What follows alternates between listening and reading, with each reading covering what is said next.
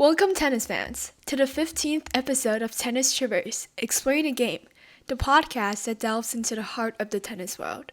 I'm your host, Ivy J. And in today's episode, I will be introducing the 4 different Grand Slams in 15 minutes, hopefully, if I don't talk too much, to new tennis fans. And I just want to say, because now basically it is the off season for tennis, so there really isn't that much tennis action going on. So I figured, why not just do a kind of like a intro episode that kind of previews the 4 Grand Slams. I basically give a brief description about it and some pros and cons sort of surrounding it.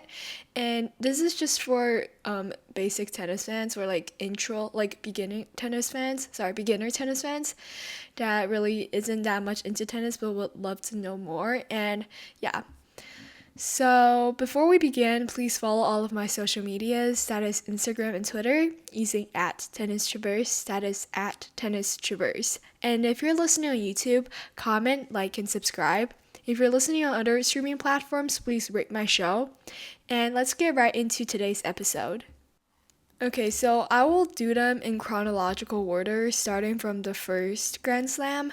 So I'll explain what Grand Slam is. There's 4 Grand Slam a season. It is basically the 4 biggest tournaments, and if you win those tournaments, you get the most points and you climb the ranking the highest. And it's just for the 4 most important Grand Slams tournaments. Sorry, I can't speak. But it's the 4 most important tournaments in a year. And we'll start off with Australian Open. So the Australian Open is a tennis tournament held annually at Melbourne Park in Melbourne, Victoria, Australia. And it is the first Grand Slam tournament, which is the first Grand Slam tournament that happens in a tennis season. And it starts in the middle of January and continues for 2 weeks, coinciding with Australia Day holiday. And I was actually, when I was researching this, I actually learned a lot about the different histories. And it said that before 1988, Australian Open was actually played on grass courts. But since then, there has been 2 types of hard court surfaces. One is the green one, which is the court is green, and it is used up to 2007. And it has been changed to blue ever since 2008. So yeah, just a random fact I researched that I thought was pretty interesting. And yeah, so the 2 most important courts, I'll just mention it, is Rod Laver Arena and Margaret Court Arena. So these are the main arena, and Rod Laver Arena is the biggest arena, not in the world, but in the Australian Open. We'll just call it AO because it's shorter. And it's basically where all the finals are held. So yeah. And the players on the men's side with most Australian Open titles is Novak Djokovic, obviously. He always do super good for Australian Open. So he have 10 titles. I'll list them all. 2008, 2011, 2012, 2013, 2015, 2016, 2019, 2020, 2021, and 2023. Yeah, that's a lot. He's super good at Australian Open. And then on the women's side, it's Serena Williams, Queen Serena. So she has 7 titles in 2003, 2005, 2007, 2009, 2010, 2015, and 2011. Sorry, 17. So yeah, she has a lot of Grand Slam titles too, but it's just I don't know, it's just the players with most titles. And now I'll talk about the pros and cons. Well, I wouldn't necessarily call it pros and cons. It's just some things I enjoy versus some things that I kind of don't enjoy as much. So the first is the crowd. I love the crowd. Everyone's actually so nice compared to the other 3 Grand Slams, because US Open crowds, they're kind of mean. Not mean, but they kind of only cheer for their own players, and they can be quite rude to the players that they don't like. However, and then for Wimbledon, it's the royal crowd, so it's just really respectful. And then for Roland Garros, they're really the attendance rate isn't that high, which I will also mention later. But I just love the Aussie crowd. Everyone's so nice, and it's called a happy slam for a reason. Everyone just loves to be there. And the other pro is that it's the first slam ever to be played in a year, so the players are rested, even though there are preparatory, sorry, is that a word, Okay, it's fine. I'll leave this part in. But there's like preparation tournaments leading up to the Grand Slam, so players are getting ready for it. But like those preparation tournaments aren't big tournaments like AO. It's just smaller tournaments to get you prepared, but you can also earn points, just not as much, if that makes sense. So, anyways, it's just the first Grand Slam, so players are ready for it, and often it'll lead to entertaining matches. And because most players are healthy, there's a less chance of like players that are really good withdrawing from it because of injury. Although it sometimes happen during warm-ups, but that's like a rare occurrence.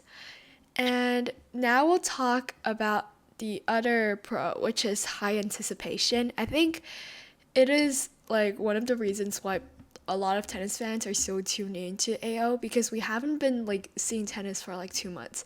So everyone's like, we need to see some more tennis, and it's a Grand Slam. So it's just a really high anticipation built up for that for AO. So everyone's tuning in, and the atmosphere online is like perfect because everyone's like focusing on that tournament.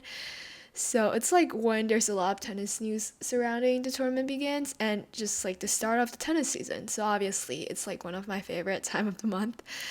And then it's the other pro is kind of personal to me, but it's like it happens when I'm on holiday, so I just get to rest up and watch Australian Open, which is like my favorite thing to do. And now we'll talk about some of the cons surrounding Australian Open. So first is bugs, but like this is kind of funny because like Australia is known for its abundance of bugs. And so of course I love Naomi. So the only thing I could think about bugs was, I believe it was 2021, Naomi was playing and then a butterfly flew on her face, and the butterfly kind of blessed her because she won in the end. But like there's a lot of bugs and it could be kind of annoying sometimes because the ball kids have to get rid of them.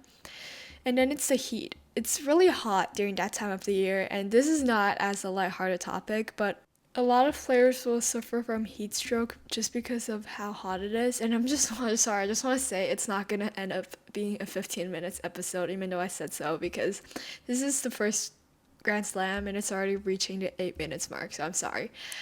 And I guess the other con is the scheduling. Like for just like an example, last year, like this AO, Andy Murray finished at 4:05 a.m. against Thanasi Kokkinakis. But it was like an amazing match. I'll leave the link down below if you guys want to check it out. The highlights was actually insane. I feel like one of the best points this season happened during that match, and it will definitely be in the highlight, so make sure to check the highlight out because it's actually insane.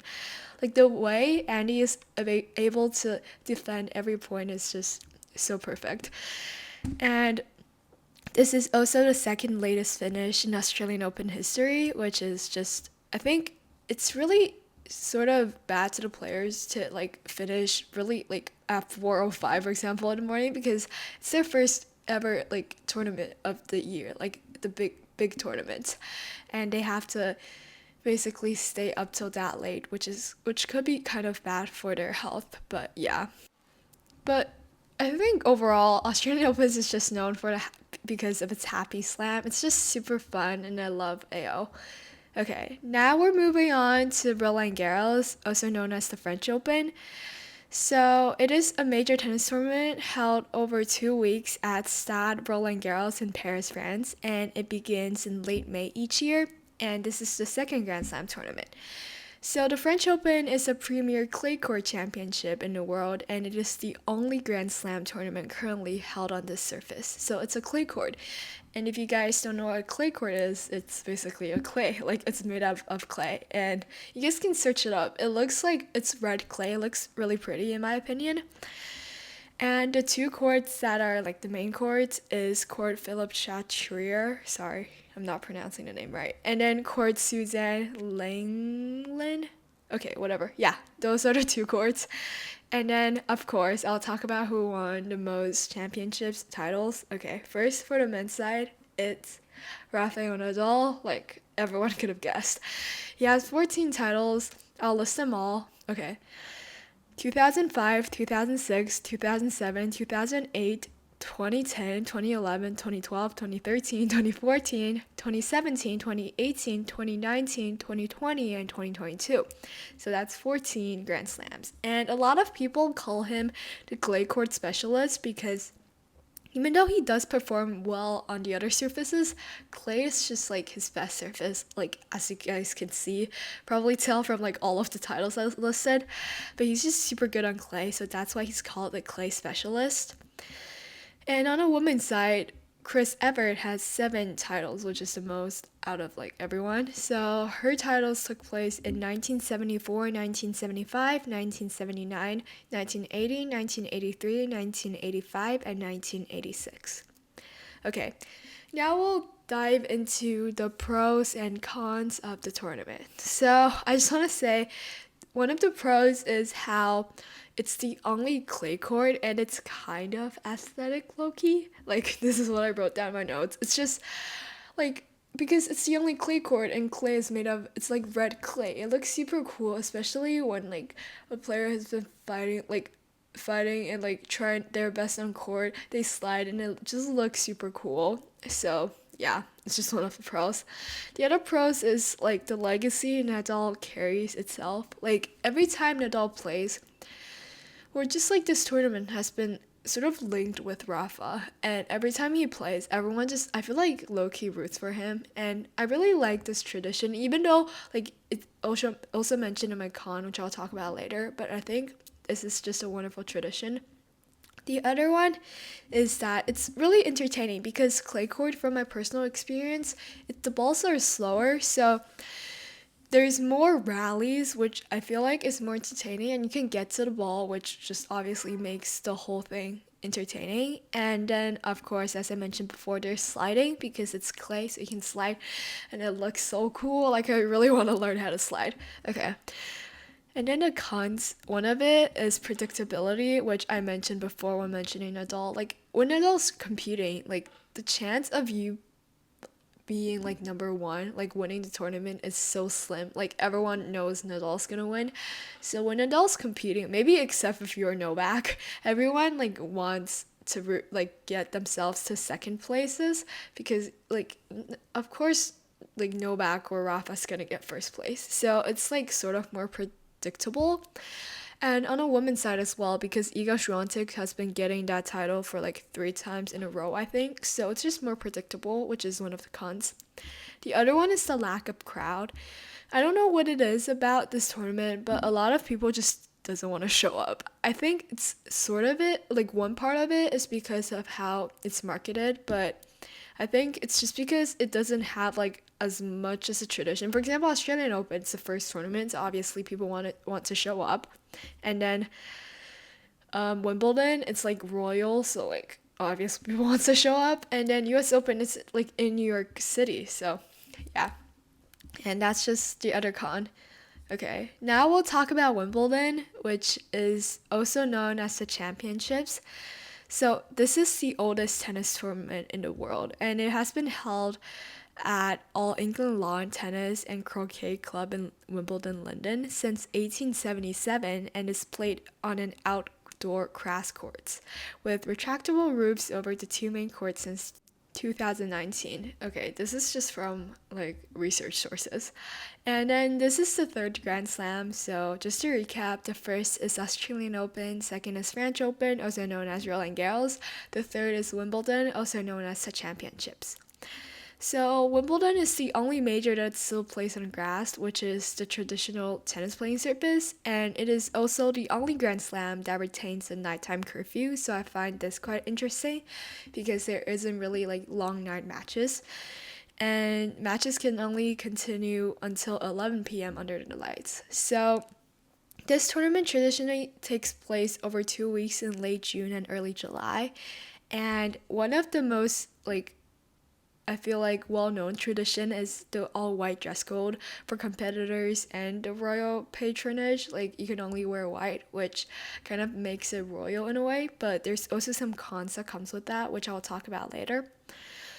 And the 2 courts, well, not 2 courts, like the main court, like the court where like all the finals are, that's called center court, and then the court surrounding it, it's called show courts. So it's like numbered, like one show court, two show courts, like that.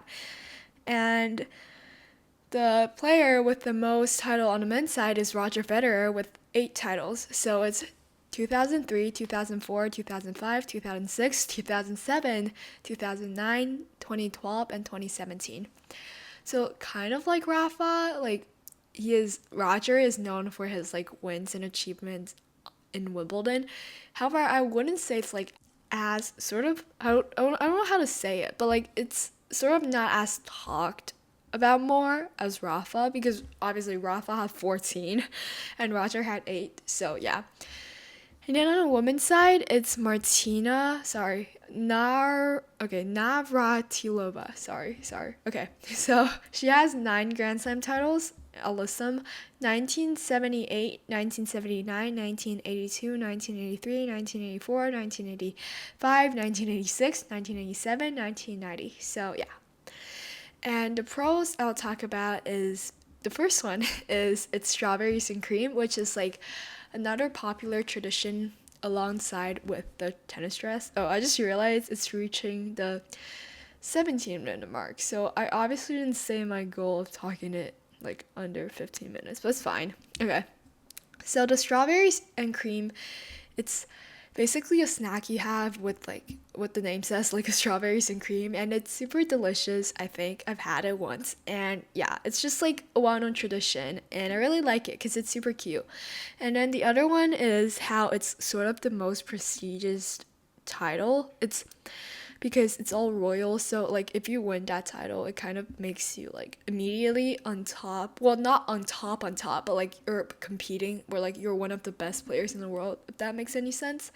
And the other pro is it is the only grass Grand Slam. So like Roland Garros, which is the only clay Grand Slam. Those two tournaments kind of stand out to me in that way because they're just special because they're played on different surfaces. And then the cons, however, is the dress code. So it swings both ways because one, it can be like it can be represented as royalties and it may look really good. However, players are also required to wear white clothing, and especially if you're like a female athlete. This year they allowed black under clothing. However, before they even allowed that. So if, for example, you're a female and you're playing, you're on your period, you may feel self-conscious and it may like be a factor that will add to your stress. Yeah. And the other one is rain delay. They only have, I'm pretty sure, like 2 courts or 1 court with like a roof. So it's just rain delays, and it rains a lot. So it keeps on being delayed and it's kind of annoying. But yeah. Okay. Final one is the US Open, which is like when I say like its name, my heart just speeds up. Okay, I'm so weird. But I just love the US Open so much. Even though it's like the only Grand Slam I've ever been to, but it's so special to me. Okay, so the US Open Tennis Championships, commonly called the US Open, is a hardcore tennis tournament held annually in Queens, New York. Since 1987, the US Open has been chronologically the fourth and final Grand Slam tournament of the year. The US Open starts on the last Monday of August and continues for 2 weeks. And in case the pattern hasn't been clear, all Grand Slams are 2 weeks because there's 128 players for both the women's and the men's. So yeah. And it's basically the last Grand Slam of the year, and it coincides with US Labor Day holiday, and it's held in Billie Jean Park, and it's like literally, as I said before, my heart rate just speeds up when I talk about it. It's just so much fun. Like it's literally so much fun. Everyone should go. If you live in New York, go to US Open, experience it. You don't even have to go during like the main session when there's like you have to actually pay a fee. You can go during fan week, which I will talk about. Okay, let's move on. So they have two stadiums, which are like their biggest stadiums. The first is Arthur Ashe Stadium. So this one is the largest tennis stadium in the world. It's literally so amazing.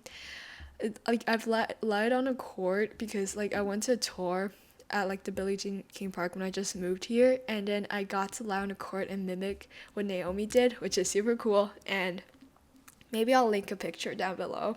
And then the other court is Louis Armstrong, which is the second court. Okay, now let's talk about players who won most titles. So surprisingly, there's like both the men and the female. Sorry, I can't talk today. They're both tied. So for the men's side, it's Roger Federer with 5 and Pete Sampras with 5. So for Roger, the 5 is 2004, 2005, 2006, 2007, 2008, which is 5 in a row. That's super impressive. And for Pete, it's 1990, 1993, 1995, 1996, and 2002.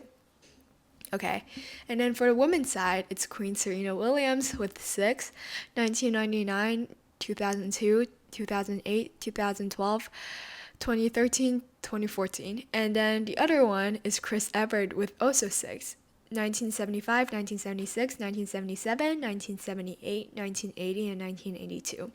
Okay, and now talk about the pros and cons. Okay, so sorry if I may seem like a little excited about this, but like it's my favorite Grand Slam. So the pros first is Fan Week. In my notes, I just wrote Fan Week, Fan Week, Fan Week, and all about it. Fan Week is actually the best thing ever. Like, you just get to go without paying money. It's free, and you get to see the top players practice, like, for free. You can literally enter, like, Arthur Ashe Stadium, which is, like, the biggest stadium. However, you do have to register for a fan pass. And speaking of that, I may record like an episode when US Open's coming up next year and just talk about like the ways to work around the tournament and stuff because I just know that park so well. Like I literally know every single place and I like even friend with the security guard there. So and just go to Fan Week. It's so much fun, and it's the only Grand Slam that actually has a Fan Week, which is like a week where tennis fans can just go in and watch their favorite tennis players play without paying a fee to enter. And there's so much activity surrounding it, and even during Fan Week, you can besides from watching like players practice, you can also watch qualifying matches, which sometimes is super fun. I watched Fabio Fognini's qualifying match this year and it was super fun. And then the other one is kind of more for the players, which is New York, because New York is like it's being held in New York, yeah, but like New York is the biggest city, one of the biggest cities in the world, arguably the biggest. So once you like win a championship in New York, you're like you obviously like you have more sponsorships.